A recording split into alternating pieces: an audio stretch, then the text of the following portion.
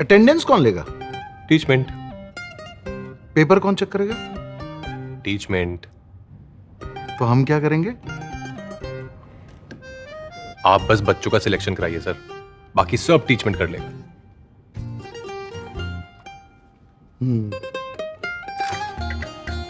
चाहे जैसी भी जरूरत हो, टीचमेंट पे टीचिंग आसान है।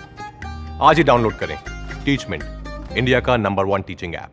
हेलो एवरीवन, मैं वंदना आप सभी का मोस्ट वेलकम करती हूँ अपने यूट्यूब चैनल वंदना एजुकेशन सेंटर में। दोस्तों, हम लेकर आए कक्षा 12वीं आपका छत्तीसगढ़ शासन लोक शिक्षण संचालन का आपका MRI योजना के सारे क्वेश्चन। तो आपको इस वीडियो में पूरे के पूरे क्वेश्चन के आंसर A to Z मिलने वाले हैं। तो वीडियो को लास्ट तक ज़रूर देखें, क्योंकि सारे क्वेश्चन के आंसर आपको मिलने वाले हैं। ये पूरी हमारी 18 पेज की PDF होगी, जिसमें आपको चित्र सहित सारे क्वेश्चन के आंसर मिलेंगे। तो वीडियो को लास्ट तक देखना। अगर वीडियो आपके लिए थोड़ा सा भी यूजफुल रहे तो वीडियो को लाइक ज़रूर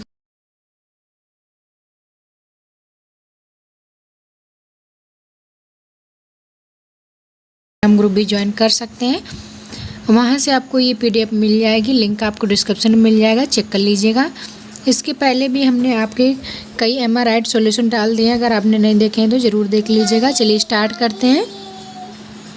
पहला क्वेश्चन है, शासन की लाभप्रद योजना का आकलन अपने गांव शहर में जो लागू हो उसका करना है। ठीक, तो शासन की लाभप्रद योजनाओं का आकलन करना है। तो इसके करने के लिए आपको ये कॉलम बनाकर इस तरीके से आपको पूरा लिखना है। ठीक, तो पहला आपको लिखना है क्रमांक, दूसरे में लिखेंगे योजना का नाम, आपके गांव मोहल्ले में कितने लोग लाभान्वित हुए, योजना से क्या परिवर्तन आया, योजना के बेहतर कार्य हेतु आपके सुझाव क्या हो सकते हैं। तो इस तरीके से कॉलम आपको बना लेना है।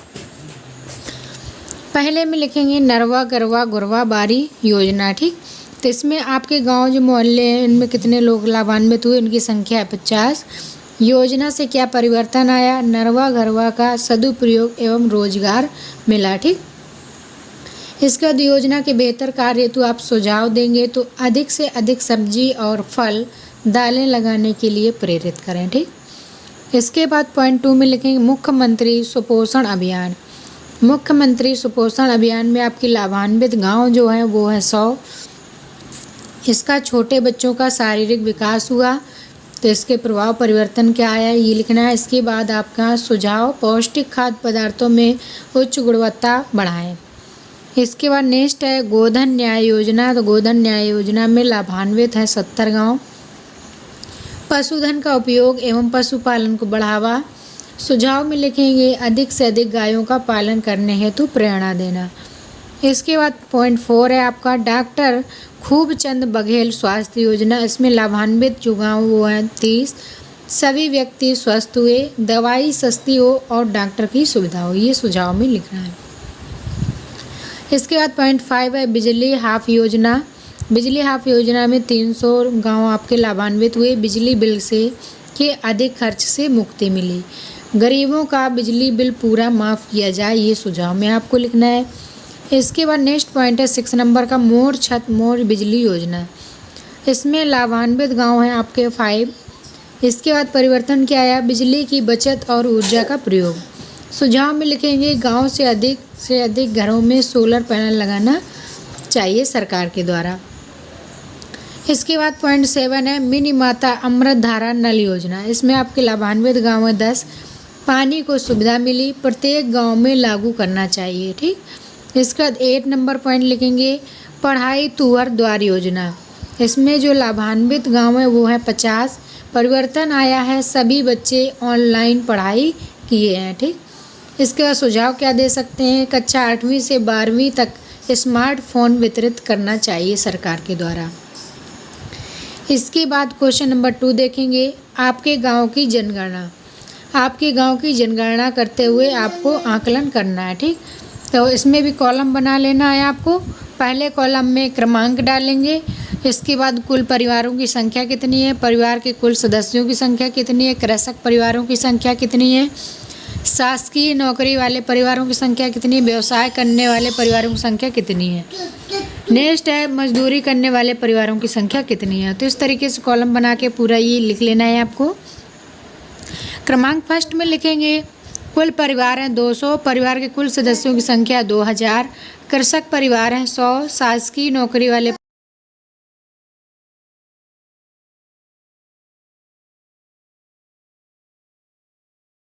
150 पूरी आपकी वहाँ की परिवारों की संख्या है। 1590 सदस्यों की संख्या है और कृषक हैं 70, शासकीय हैं 15 और व्यवसायिक हैं 35। इसके बाद मजदूरी करने वाले परिवारों की संख्या है 30। गांव तीसरा देखेंगे 260 यहाँ के परिवारों की संख्या है। 2580 यहाँ के सदस्य हैं और आपके 150 जो परिवार हैं वो कृषक हैं। इसके बाद शासकीय आपके 10 हैं, व्यवसायिक 20 हैं, मजदूरी करने वाले 80 हैं। इसके बाद चौथा लिखेंगे 225 यहाँ पूरे परिवार हैं, परिवारों के सदस्यों की संख्या है 1975। इसके बाद कृषि करने वाले औषधि महत्व की जड़ी बूटी एवं पत्तियों की जानकारी। औषधि महत्व में जो प्रयोग होती हैं जड़ी बूटी और पत्तियों की जानकारी देना। तो इसमें आपको 4 कॉलम बना लेने हैं। क्रमांक, औषधि का नाम, पत्ती का, कहाँ पाए जाते हैं और इनका उपयोग क्या होता है। तो पहले में लिखेंगे पहला पॉइंट तुलसी। तुलसी आपके कहाँ पाई जाती है? घर आंगन में उपयोग होता है। सर्दी खांसी कफ में काढ़ा बनाकर पीना चाहिए। दूसरा है आपका नीम। नीम पाया जाता है गांव खेत खलिहानों में। इसका उपयोग है त्वचा संबंधी रोग के इलाज में। तीसरा लिखेंगे अदरक। अदरक होता है गांव में, बाड़ी में, दुकान में सौंठ के रूप में मिलती है। ये पाचन कफ रोगों के लिए इलाज में प्रयोग होती है। इसके बाद हल्दी। हल्दी गांव में फसल लगती है, दुकानों में भी मिलती है, पोषक तत्वों की पूर्ति करता है। करेला, ये कृषि और बाड़ी में होता है, ये शुगर के इलाज के लिए लाभप्रद है। ठीक। Question number 4। क्वेश्चन नंबर 4 देखेंगे किन्हीं 10 देशों के मुद्रा का नाम लिखना है। तो 10 देशों की मुद्रा का नाम और इसमें भारतीय मुद्रा में उसके मूल्य आपको बता दें। तो 4 कॉलम इसमें बनाएंगे। क्रमांक, देश का नाम, मुद्रा का नाम, भारतीय मुद्रा, रुपए में। तो इसमें देखेंगे पहला क्रमांक लिखेंगे भारत का। भारत में मुद्रा का नाम क्या है? रुपया। 1 रुपया बराबर कितना होता है? 1 रुपया। ठीक। इसके बाद दूसरा लिखेंगे जापान। जापान की मुद्रा येन। 1 येन बराबर होता है 0.66 रुपये। इसके बाद थर्ड है आपका मलेशिया। मलेशिया की जो मुद्रा है वो है दिनार। 1 दिनार बराबर होता है 240 रुपये। म्यांमार की मुद्रा है आपकी क्याट। 1 क्याट बराबर होता है 19.8 रुपये।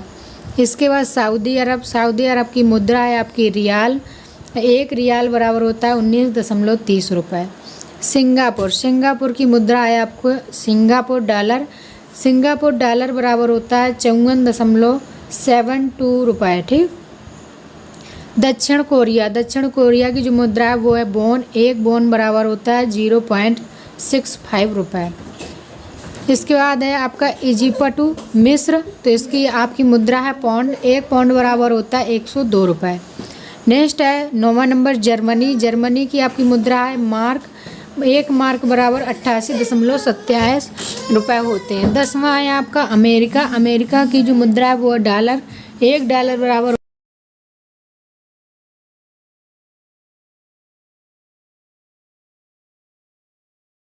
नंबर 5 देखना है अपने आसपास की व्यर्थ चीज़ों से कोई 5 उपयोगी वस्तुएं बनाकर शाला में लावें।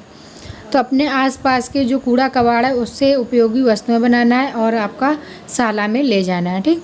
तो ये क्रमांक पहले लिखेंगे, वस्तु का नाम जो बनाया गया है, क्या उपयोग में आता है, प्रयुक्त सामग्री का नाम क्या है।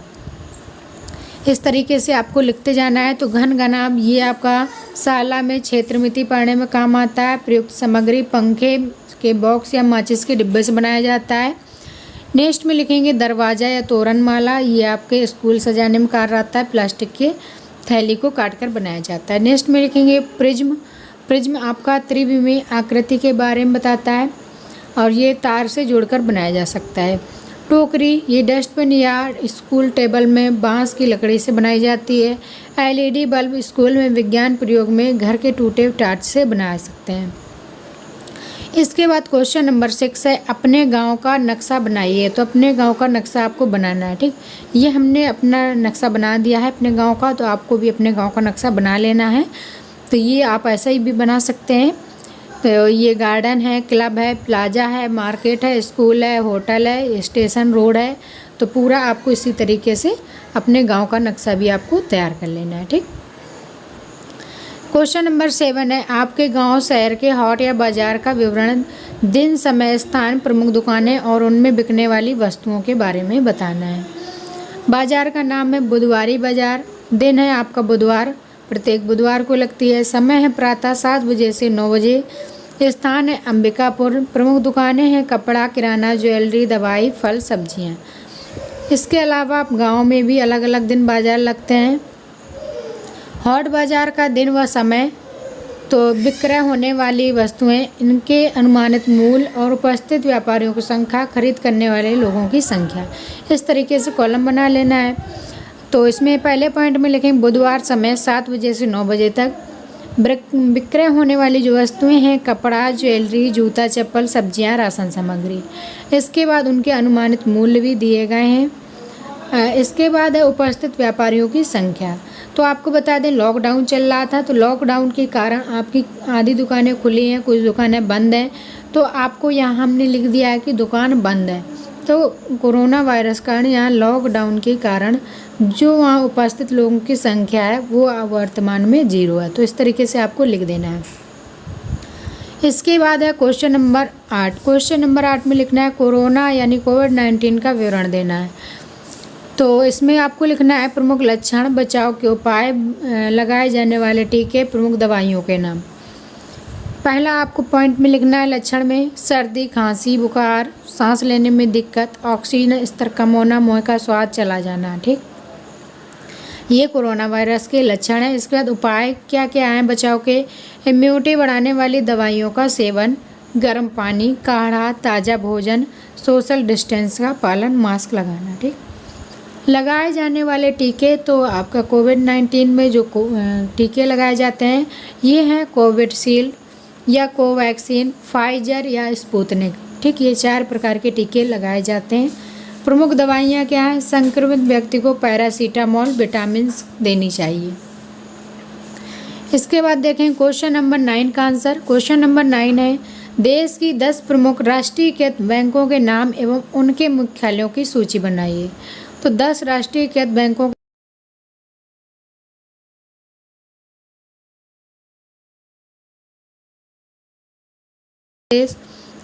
आंध्र बैंक, ये आंध्र बैंक है हैदराबाद में। बैंक ऑफ बड़ौदा है बड़ौदा में। Bank of India Mumbai, Canara bank Bangalore, bank of Maharashtra ये पुणे में, central bank of India Mumbai में, इंडियन बैंक चेन्नई पंजाब में, पंजाब नेशनल बैंक नई दिल्ली में, भारतीय स्टेट बैंक ये है मुंबई में। तो इस तरीके से मुख्यालय और बैंक का नाम लिख लेना है। इसके बाद देखें क्वेश्चन नंबर 10, देश के प्रमुख वैज्ञानिक संस्थान, रक्षा संस्थानों के नाम। तो इसमें संस्थान का नाम और उसका मुख्यालय कहाँ है। पहला लिखेंगे राष्ट्रीय समुद्र संस्थान, ये गोवा में। भाभा परमाणु अनुसंधान केंद्र, यह मुंबई में। इंदिरा गांधी परमाणु अनुसंधान केंद्र, यह है कच्चा पक्करम, यह है तमिलनाडु में। इसरो उपग्रह केंद्र, यह है बेंगलोर में। ठीक, इसके बाद देखेंगे क्वेश्चन नंबर 11। क्वेश्चन नंबर 11 है देश के विकास में परिवहन व्यवस्था। देश के विकास में परिवहन व्यवस्था क्या है इसके बारे में लिखना है। पहला क्रमांक डाल देंगे, परिवहन क्षेत्र, परिवहन के साधन, देश के किसी क्षेत्र में प्रमुख भूमिका। ठीक, पहले में लिखेंगे रेलवे। रेलवे का आपका परिवहन का साधन है रेलगाड़ी। इसका देश की भूमिका क्या है, देश के किसी भी क्षेत्र में प्रमुख भूमिका। भारत के विकास में रेलवे का बहुत बड़ा योगदान है यात्री माल ढुलाई में। ठीक, नेक्स्ट पॉइंट लिखेंगे वायुयान। वायुयान आपका हवाई जहाज, पूरे विश्व स्तर में यह यातायात का साधन अंतर्राष्ट्रीय विकास में अहम योगदान देता है। इसका जलमार्ग, जलमार्ग आपका पानी के जहाज, शिप, अंतर्राष्ट्रीय स्तर पर आयात निर्यात के क्षेत्र में अहम योगदान है। ठीक, इसके बाद चौथा लिखेंगे थल मार्ग, बस, कार, ट्रक आदि और भी लिख सकते हैं आप। भारत के कोने कोने में हर गांव में आज साधनों पर विकास हो रहा है, तो ये सब आपको लिख देना है। इसके बाद है क्वेश्चन नंबर 12। क्वेश्चन नंबर 12 है आपका दैनिक जीवन में उपयोग होने वाले रासायनिक पदार्थों के नाम एवं उपयोग बताएं। रासायनिक पदार्थ का नाम और उसका उपयोग बताना है। पहला लिखना है नाइट्रिक अम्ल HNO3, इसको कहते हैं। इसका उपयोग होता है अमोनिया गैस फ्रीजर में। इसके बाद सल्फ्यूरिक अम्ल H2SO4, इसका उपयोग होता है बैटरी में।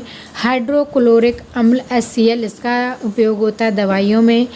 हाइड्रोजन पेरोक्साइड H2O2 का प्रयोग होता है दवाइयों में। इसके बाद बेंजीन हेक्साक्लोराइड C6H6Cl6, इसका प्रयोग होता है आपका कीटनाशक में। तो रासायनिक पदार्थ उनके उपयोग लिख देना है।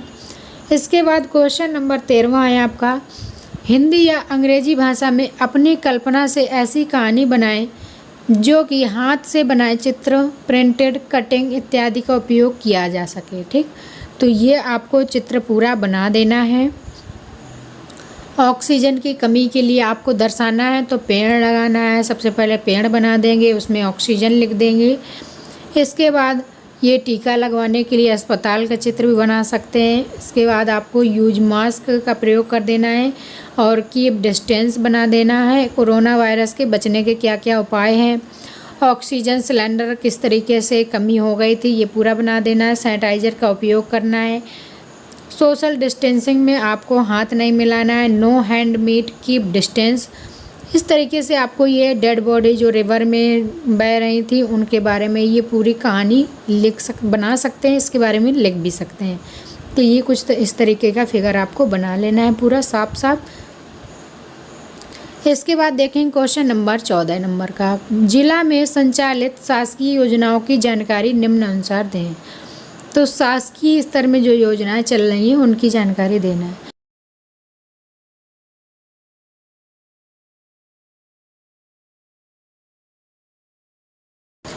पढ़ाई तुहर द्वार योजना, ये विभाग का नाम है शिक्षा विभाग। लाभान्वित वर्ग है इसका छात्र छात्राएँ। योजना में प्रयुक्त की जाने वाली सामग्री ऑनलाइन कक्षाएँ।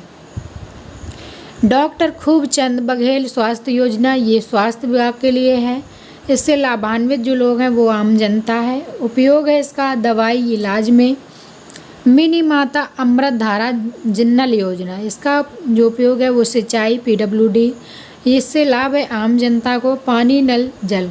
ठीक, इसके बाद क्वेश्चन नंबर है 15, प्रत्येक छात्र अपने घर बाड़ी अन्य क्षेत्रों में एक वृक्ष लगाकर एक फाइल में उसकी ऊंचाई सप्ताह में मापकर वृद्धि को सेंटीमीटर में अंकित करें। स्कूल खुलने पर यह फाइल जमा की जाएगी। तो आपको क्या करना है, अपने घर या बाड़ी में एक पौधा लगाना है और सप्ताह में उसकी ऊंचाई नापकर अपनी फाइल में नोट आउट करना है। और इसके बाद जब स्कूल खुलेंगे तो ये फाइल आपको अपने स्कूल में जमा करनी होगी। तो किस तरीके से लिखेंगे पूरे ये देख लीजिए। विश्व पर्यावरण 5 जून को मनाया जाता है। हमारे घर में आम के 4 वृक्ष हमने लगाए हैं। प्रत्येक की लंबाई है 6 सेंटीमीटर। काफ़ी दिनों पहले यह पेड़ लगाया जा चुका है। वर्तमान में इन आम के पेड़ों की ऊंचाई जो हो गई है वो हो गई है 7 फीट। ठीक, तो इस तरीके से पेड़ों की आप चित्र भी बना सकते हैं। इसके बाद देखेंगे क्वेश्चन नंबर 16। क्वेश्चन नंबर 16 है, कोरोना का जन्म, लक्षण, प्रसार, संक्रमण प्रक्रिया, कोरोना वायरस विश्व महामारी 2019-20 के बारे में लिखना है। तो इसकी शुरुआत कैसे हुई, जन्म कहाँ हुआ, लक्षण, प्रसार, संक्रमण, पूरा आपको जानकारी देना है। तो कुछ इस तरीके से लिख देंगे और भी इसमें आप लिख सकते हैं। इसकी शुरुआत एक नए किस्म के कोरोना वायरस कोविड-19 के संक्रमण के रूप में मध्य चीन के वुहान शहर में 2019 के मध्य दिसंबर में हुई। बहुत से लोगों को बिना किसी कारण निमोनिया होने लगा और यह देखा गया कि पीड़ित लोगों में से अधिकतर लोग वुहान की फूड मार्केट में मछलियां बेचते हैं तथा जीवित पशुओं को व्यापार भी करते हैं। और भी इसमें आप लिख सकते हैं। इसके बाद क्वेश्चन नंबर 17, अपने मन में सामान्य ज्ञान के कोई 50 प्रश्न बनाएं एवं उनके अपने साथियों के साथ उत्तर ढूंढकर लिखें। तो आपको अपने मन से 50 क्वेश्चन बनाने और साथियों के साथ मिलकर उनके आंसर देना है। पहला क्वेश्चन है, छत्तीसगढ़ के प्रथम मुख्यमंत्री कौन थे? छत्तीसगढ़ के प्रथम मुख्यमंत्री थे अजीत कुमार, जो कि इसके बाद दूसरा है, वर्तमान में छत्तीसगढ़ के मुख्यमंत्री कौन है? तो इसका हो जाएगा आंसर भूपेश बघेल। इसका नेक्स्ट है, छत्तीसगढ़ के प्रथम राज्यपाल कौन थे? महामहिम दिनेश चंदन सहाय।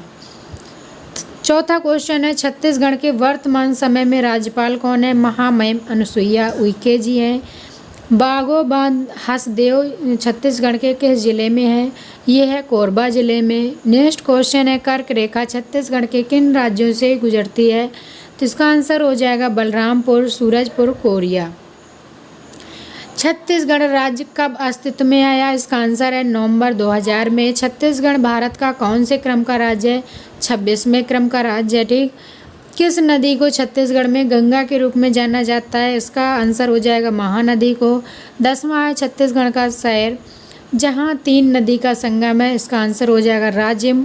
नेक्स्ट है 11वें नंबर का, छत्तीसगढ़ का शिमला किसे कहते हैं? मैन पाट को कहते हैं। इसका आंसर हो जाएगा मैन पाट। छत्तीसगढ़ का सबसे छोटा